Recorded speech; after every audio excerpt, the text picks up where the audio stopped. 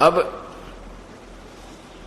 मिट्टी से बना हुआ जो प्याला है उसकी तुलना में ये इस्पात से बना हुआ प्याला काफी स्थायी है, लेकिन वास्तव में अविनाशी नहीं है। इसका भी विनाश होता है, जंग लगता है इस्पात को, लेकिन समय बहुत होता है। तीसरी धातु का कप बना हुआ सोने का, अब सोने को जंग नहीं लगता, उसका विनाश नहीं होता। ये एक एग्जाम्पल समझना। ये क्षर पुरुष यानी ब्रह्म ज्योति निरंजन तो मिट्टी से बना हुआ, चीनी वाली मिट्टी जो बोलते हैं सफेद, इससे बना हुआ ये कप मटेरियल, इस मटेरियल से बना हुआ शरीर समझो, और अक्षर पुरुष यानी परब्रह्म का, स्टील का, इस्पात का बना हुआ समझो, यानी इतना स्थायी समझो। और पूर्ण परमात्मा को सोने का शरीर युक्त, सोने का प्याला समझो, अर्थात उसका स्थायी शरीर इतना है। अब यहां कहा है कि ये गीता जी के अध्याय नंबर 15 के मंत्र 16 में तो दो भगवान बताए हैं, क्षर पुरुष और अक्षर पुरुष, और इन दोनों के शरीर भी नाशवान हैं, और इनके अंतर्गत जितने प्राणी हैं उनके भी शरीर नाशवान हैं, ये भी जन्म मृत्यु को प्राप्त होते। आत्मा अमर है, आत्मा तो गधे की भी अमर है, आत्मा तो कुत्ते की भी अमर है, आत्मा मनुष्य की भी अमर है, लेकिन इसके साथ जो संकट, ये झंझट, जो दुख जुड़े हुए हैं, ये अंत पूर्ण परमात्मा के लोक में जाने से ही होगा, सतलोक में जाने से ही होगा। गीता जी अध्याय नंबर 15 के श्लोक 17 में कहा है, उत्तम पुरुष तु अन्य परमात्मा इति उदारते। ओए होए, कितना प्यारा ज्ञान दिया पवित्र गीता जी में कि इन क्षर पुरुष यानी ब्रह्म से, ज्योति निरंजन से, और अक्षर पुरुष अर्थात परब्रह्म से भी उत्तम पुरुष है तु अन्य। वो उत्तम पुरुष यानी सच्चा भगवान, श्रेष्ठ प्रभु तो कोई और है, इन दोनों से भी भिन्न है। परमात्मा इति उदारते। हे पुण्यात्माओं, इन पवित्र सदग्रंथों के एक एक श्लोक में और दो दो हिस्से बने हुए, इनके भी न्यारे न्यारे बहुत ही सुंदर अर्थ बनते हैं। परमात्मा इति उदारते, जिसको भगवान कहा जाता है। इस भगवान कहा जाता है, ये क्यों कहा? क्योंकि पुरुष का अर्थ प्रभु होता है। यहां परमात्मा क्यों कहा? जिसको परमात्मा कहा जा सकता है, उसमें पुरुष बोला है। अब तत्व ज्ञान में यही निर्णय दिया जाता है कि पुरुष माने प्रभु, और परमात्मा का अर्थ क्या होता है, भगवान किसे कहते हैं, भगवान की डेफिनेशन क्या है, परमात्मा की क्या परिभाषा है, जिसको हम परमात्मा कह सकते हैं। वैसे तो प्रभु का अर्थ स्वामी होता है। स्वामी तो सभी हैं, कसाई है, कसाई के नीचे 4-5 नौकर हैं, वो उनका स्वामी है। और ऐसे ही स्टेट में कोई मंत्री है, उसके भी नीचे भी जो अन्य है वो उनका स्वामी है। इसी प्रकार स्वामियों में अंतर है। स्वामी सभी हैं, लेकिन वास्तव में जो स्वामी के क्या गुण होते हैं कि स्वामी वही कहलाता जो दुख ना दे, केवल सुख दे। भगवान उसे कहते हैं, भगवान उसे कहते हैं जो हमें यहां पर सभी पदार्थ उपलब्ध करवावे, खाने के, पीने की सारी व्यवस्था, ओढ़न पहनने की, गर्मी सर्दी से बचाए, उसको भगवान कहते हैं जो हमें सभी सुविधाएं प्रदान करे और दुख ना दे, किसी प्रकार की भी पीड़ा हमें नहीं दे, उसे भगवान कहते हैं। वो परमात्मा कहलाता है। अब जैसे यहां काल के लोक में, हम ब्रह्म के लोक में रह रहे हैं और हमें यहां पर सभी सुविधाएं भी नजर आती हैं। कितनी अच्छी हवा चल रही है, वर्षा होती है, पौधे पेड़ फल फूल के युक्त पौधे उग जाते हैं, फलदार वृक्ष लगे हुए हैं, झरने बह रहे हैं, और काजू किस्मस के, सेब संतरों के बाग बगीचे, ऐसे बढ़िया फल यहाँ पर लगे हुए हैं। पृथ्वी के अंदर से मीठा पानी हमें मिल रहा है, गर्मियों में ठंडा और सर्दियों में वही अंदर से गर्म निकलता है। तो हम सोचते हैं भगवान ने कमाल कर रखा है, देखो कितनी सुविधा दे रखी है, वही भगवान ही है, ये तो क्या कमाल कर दिया। लेकिन परमात्मा हमें परमेश्वर ने आकर बताया है कि ये भगवान नहीं है, ये परमात्मा नहीं है यहाँ का भगवान जिसको तुम भगवान मान रहे हो, नहीं, इसमें स्वार्थ निहित है, ये वास्तव में परमात्मा नहीं है। परमात्मा तो है क्योंकि कुछ भगवान जैसे लक्षणों युक्त है। भगवान में मैंने अभी बताया आपको कि भगवान उसे कहते हैं जो केवल सुख दे, सारी सुविधा दे और दुख कति नहीं दे, मृत्यु नहीं करे, किसी का बेटा नहीं मारे, किसी की बेटी नहीं मारे, किसी की माँ नहीं मारे, किसी का बाप नहीं मारे, उसको भगवान कहते। खवावे प्यावे तो बढ़िया मार दे, फिर वो भगवान किसा हुआ, वो काहे का भगवान हुआ। इसीलिए इस पवित्र गीता जी के अध्याय नंबर 15 के मंत्र 17 में कहा है कि वो परमात्मा जिसे भगवान कह सकते हैं वो तो इन दोनों न्यारा है। उत्तम पुरुष है तू अन्य, वो इन दोनों से भी न्यारा परमात्मा इति उदाहरते, उसी को भगवान कह सकते हैं। वास्तव में वो परमात्मा है। कैसे? जैसे कसाई बकरे पालता है और जब वो कसाई आता है उन बकरों के पास, बकरे उसको अपना मालिक मानते हैं, अपना भगवान मानते हैं कि देखो हमारे को कितनी सुविधा दे रखी है हमारे मालिक ने, अच्छा आहार चरने को है, खाने को है, पानी पीने को है, छाया है। आता है जब वो ऐसे हाथ लगाकर देखता है, वो बकरे सोचते हैं ये मालिक हमें प्यार करता है, और वो कसाई देखता है ये कै किलो का हो गया मांस देखता है, और वो बकरे उसको चाटते हैं, प्यार देते हैं, ऐसे पैर फैला कर उसकी गर्दन पर प्यार देने की चेष्टा करते हैं कि ये हमारा मालिक हमें बहुत सुविधा देता है।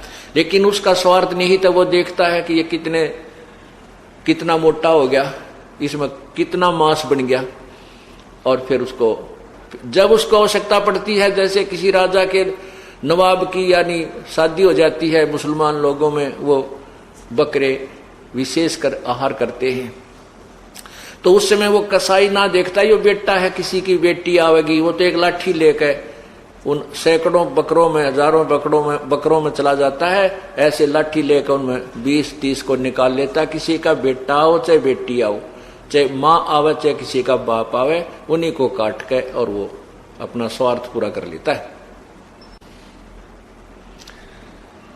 यही दशा यहाँ के भगवान की है।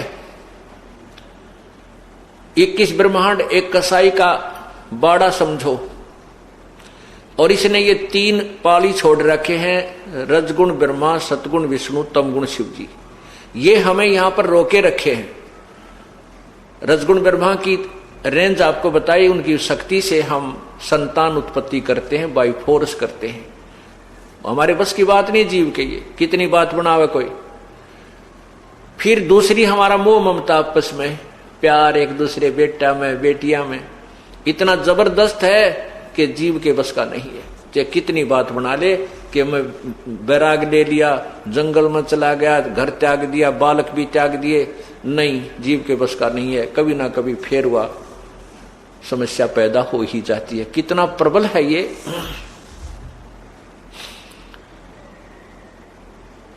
जैसे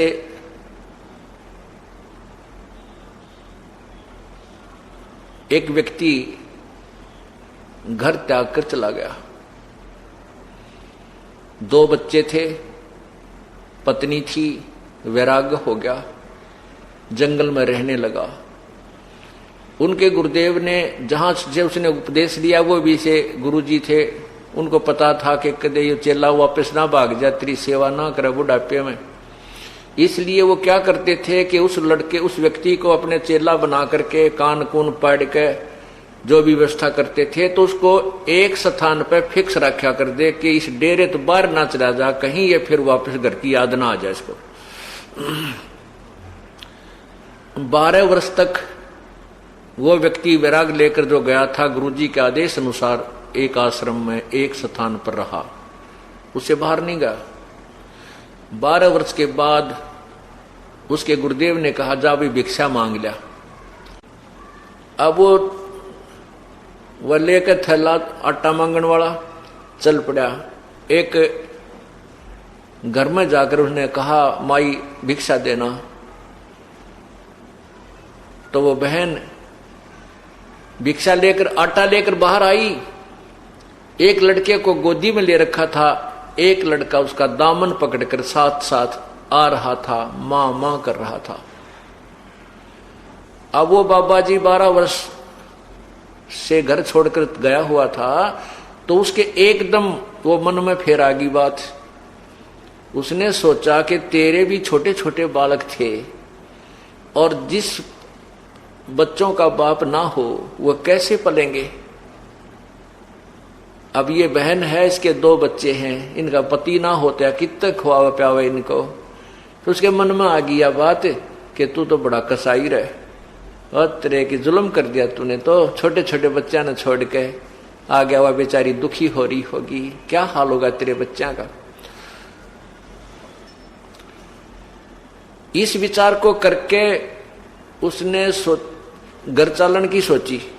घर एक बार देख आऊं, घर चालन की सोची कि चल मैं अपने घर जलता हूं। 10-20 कदम गया था, इतने मन में आ गई, अरे 12 साल हो लिए पीछा छूट रहा है, तू क्यों बात बिगाड़ा है। लोग इतनी हंसी करेंगे, क्या कहेंगे तेरे को। नो सोच के फिर वापस आश्रम की तरफ चल पड़ा। थोड़ी देर चला था, फिर मन में आ गई कि एक काम कर लेता हूं, दूर से देख आऊंगा, किसी के पहचान में थोड़ा ही आता हूं, यूं देख लूंगा वह किस प्रकार जी रहे हैं या कोई मजदूरी कर रहे हैं किसी की। ये विचार करके वो फिर घर की तरफ चल पड़ा। फिर जाकर के मन में कुछ देर दूर चला था, उसके फिर मन में आ गई, रे गुरु जी के कहेंगे तंदा काम बिगाड़ दिया, 12 साल की तपस्या तेरी भंग होती है। फिर वापस आश्रम की तरफ चल पड़ा। 10-20 कदम वापस आया था, फिर मन में आ गई, अरे एक बार देखने में के बिजली पड़ा है, के तप भंग हो है, तो फिर आ जाऊंगा गुरु जी के पास। आखिर में मन ने उसको दबा लिया और ये निर्णय ले लिया कि मैं गुप्त रूप से ये देख कर आऊंगा, खेतों में चला जाऊंगा, गांव में नहीं जाऊंगा। क्योंकि वो किसान थे, उसके किसान था, तो उसने अपने खेत का पता था कि खेत में अगर वह जवान हो गए होंगे तो खेत में काम करने आ रहे होंगे। क्यों 12 साल में तो बच्चा 5-4 वर्ष का तो भी 16-17 वर्ष का हो जाता है।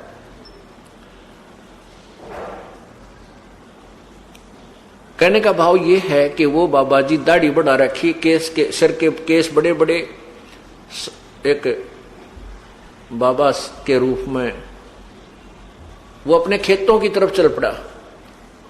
खेतों में उसकी पत्नी और उसका छोटा भाई अपने अपने खेतों में काम कर रहे थे। उसके छोटे भाई ने देखा, उसने उसकी चाल को और खेतों की तरफ आते हुई धुन को विचार करके अपनी भाभी से कहा कि ये जो आदमी आ रहा है ये मेरा भाई है। उसकी बाबा जी की पत्नी कहने लगी कि क्यों अब मजाक कर रहे हो, ईब की आवाज, 12 वर्ष हो गए उसने घर की याद नहीं आई, अब कैसे आएगा। वो कहने लगा मैं पक्का कह रहा हूं कि ये मेरा भाई है, उसकी चाल बता रही है। फिर वह बोली आ भी, उसकी पत्नी कहने लगी कि वो आ भी गया तो यहां रुके नहीं, इसका फायदा के। तो उसका देवर यानी देवर कहने लगा कि रोक तो मैं दूंगा, एक थोड़ी सी मेरी बात का सहयोग दे दे, इसको रख तो मैं लूंगा यहाँ पे। वह बोली जो तू कहेगा मैं उसी तरह तैयार हूं, बता के करना।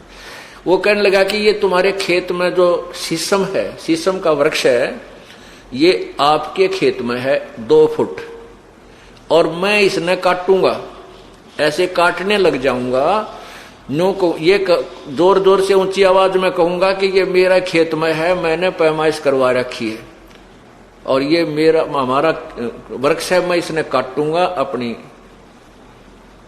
दरवाजे की जोड़ी बनवाऊंगा और आप इसका विरोध करना। देखते हैं जब बात बन जाता है। अब वो लेकर कवाड़िया जो हल्के सांस रखा करते हैं उससे उस वृक्ष को काटने लग गया और वो जोर जोर से जो कहने लगी कि आपको शर्म नहीं आती है, हमारे खेत में देख लो 2 फुट के अंदर ये हमारे खेत में है और आप अपना कह रहे हो इस वृक्ष को। जब उसने बाबा जी ने देखा कि यो के झगड़ा हो रहा है, भाई मेरा है, पत्नी मेरी है, ये किस बात पर झगड़ रहे हैं, उसने फसल के अंदर छुप कर बैठ गया, देखना चाहा, विचार सुनने चाहिए झगड़ा किस बात पे इनका। वो वृक्ष में फसल में छुप के जवार बाजरे बो रखे थे, बैठ कर सुनने लग गया उनकी कहानी। के कहानी है, खूब सुनी ध्यान से। वो कह रही थी कि देख सरेआम हंगा कर रहा है, हमारे साथ जबरदस्ती कर रहा है, हमारे खेत में वृक्ष है इसको काट रहा है, तो इसलिए काट रहा है ना कि मेरे सिर पर दड़ी नहीं है। आज तेरा भाई होता तो इसका हाथ नहीं लगा सकता था, तो जबरदस्ती करता है हमारे साथ, तने हमारा सारा लूट लिया, हमारे को उभरने नहीं देता। और वो फिर कहता कि मैं तो काटूंगा, न्योय काटूंगा, कर ले के करेगी। तो फिर बाबा जी बना देखा गया, न्यो बोला रे एकली नहीं है, आ लिया हूं मैं भी। न्यो बोला एकली मत समझना, मैं भी आ गया हूं, और तुम्हारे वृक्ष ने कैसे काट लेगा।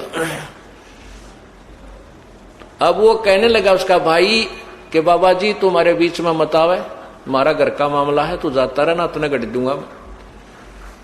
नो बोला रहा मैं बाबा जी नहीं भाई, तेरा यो खेत वाला हूं मैं, इस शीशम वाला हूं मैं। ने बोला मेरा भाई तेरे कैसा बोली बूच नहीं था, उसके दाढ़ी थी न मूछ थी, मैं कैसे मानूं तू भाई है ना, यू गांव मानने कर ले पंचायत। खेत में एक नाई आ रहा था दूसरे किसान के बाल काटने के लिए, उसके पास गया, कहने लगा भाई नाई के मैं वो फलाना आदमी हूं जो बाबा जी बन गया था, और भाई मारा तो नाश कर दिया इस भाई ने, तू मेरी दाढ़ी काट दे और ये बाल काट। तो नाई ने कर दिया 2 मिनट में काम उसका, वह दाढ़ी भी काट दी, मुंड भी मुंड दिया। जब आगे खड़ा हो गया ने बोला देख अब पहचान दे कौन हो रही, करूंगा पंचायत। फिर तक कौड़ी भर ली, आइए मेरा भाई, आइए मेरा भाई, भाई गलती होगी कोई बात ना, ये तेरा खेत रहा और या तेरी शीशम रही, माफ कर दे। मैंने पकड़ा दिया अगले भाई, मारिए जोटा एक में काल का लाग रहा हूं दुखी पा। तो कहने का भाव ये है कि वो परमात्मा कबीर जी कहते हैं कि ये जो सतोगुण है इसकी इतनी जबरदस्त पावर है कि इसके अधीन ये जीव ना तक संतान छोड़ सकता, ना संपत्ति त्याग सकता, इतनी जबरदस्त इसके अंदर ममता भर दी जाती है, ये जीव के बस की बात नहीं है। और परमात्मा कहते हैं मन के मारे बन गए बन तज बस्ती मां, कह कबीर मैं क्या करूं ये मन तय माने ना। अब देखो मन कौन है, ये काल है, ये ज्योति निरंजन है, और इसके ज्योति मन के हाथ में ये सब रिमोट है ब्रह्मा विष्णु महेश का, इनको चलाने का और सभी जीवों का। तो ये तो आपको समझाया कि भगवान विष्णु की जो शक्ति है, भगवान विष्णु का जो सतोगुण है, ये हमारे आपस में ममता बनाए रखता है, जिसके कारण हम एक दूसरे से दूर नहीं हो सकते। एक और उदाहरण देता हूं। एक बार मैं वहां छुड़ानी जाते थे, एक आश्रम है छुड़ानी में, गरीबदास जी महाराज, जहां पर परमात्मा कबीर जी ने आकर के गरीबदास जी को दर्शन दिए थे, वो उसी गांव में। तो वहां हमारे पूज्य गुरुजी जाते थे, और हम भी उस समय जब गुरुजी वहां जाते थे तो हम भी उनके साथ वहां जाते थे। वहां पर भी ऐसे ही 3 दिन का समागम हुआ करता था, कभी एक दिन का भी होता था। तो वहां कुछ बाबा जी आया करते लाल कपड़े वाले।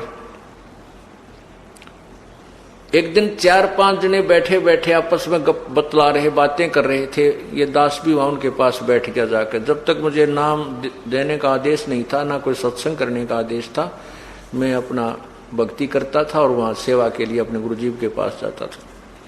बैठा बैठा सुन रहा था, तो वो बाबा जी बुजुर्ग से थे, वो आपस में कहने लग रहे, भाई एक कह रहा है दूसरे को कि तू कैसा संत है, तू कैसा बैरागी है, तू अपने घर जाता है और घर वालों को ये भिक्षा के पैसे देकर आता है। वो कहता तू भी तो जाता है, क्यों बातें बनाता है। वो तीसरा इस प्रकार सभी ने आखिर में ये कह दिया, भाई यह तो बस की बात नहीं। एक बात तो है, यदि घर वाले हमने पीट देने फिर तो मुंह हट सके, ना मुंह हटता ही नहीं। यदि बालक हमारी पिटाई कर दे तो मुंह हट सकता है उनसे, ना तो कति नहीं हटता। भाई महीने 20 दिन में जाने को दिल कर ही जाता है, और 100-200 रुपये होते ने, सोचा घर वालों को दे आवा। उनमें से एक कहने लगा, भाई मेरे साथ वो काम भी हो लिया और ममता फिर भी नो की नो।